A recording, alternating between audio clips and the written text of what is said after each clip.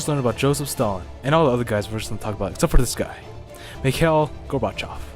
In 1985, Mikhail became the new general secretary of the party. Because there was no freedom of speech or expression toward the people, he made two reform programs, Perestroika and the Glasnost. Perestroika, this allowed a reconstructing of the political and economic life. Glasnost allowed freedom of speech and the expression of the people. With Mikhail in control, he focused on the three areas: the legislature, the Supreme Soviet, and the executive. The legislature is split into two groups. The larger group is known as the Congress of People's Duties, and the smaller group is known as the Supreme Soviet. With this, voters elected 2/3 of the 2,500 members. This is the first time the Soviet Union had a competitive multi-candidate election. The next area he focused on was the Supreme Court.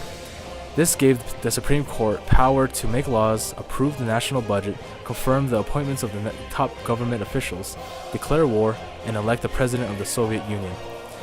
The president's office was created by Mikhail.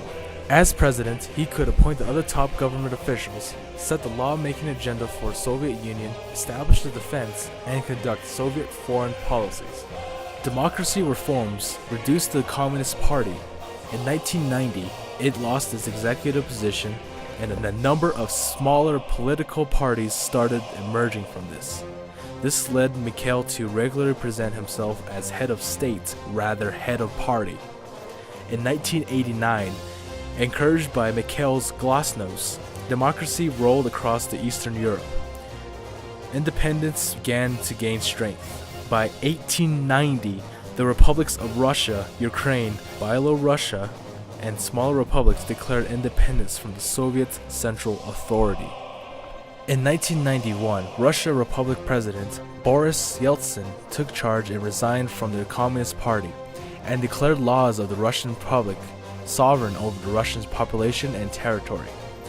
In August of 1991, Mikhail began to lose control. Him and his wife were vacationing in the Crimea when the group of communist extremists placed him under house arrest.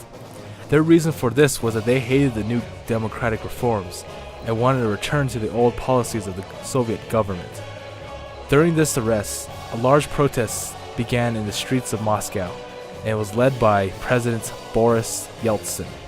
After days of intense discussion, the coup failed and the extremists surrendered.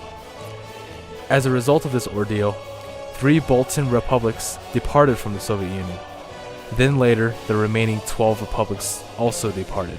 Boris became popular to the public, and because his power overshadowed Mikhail resigned on December 25, 1991, thus sending this to the end of the Soviet Union.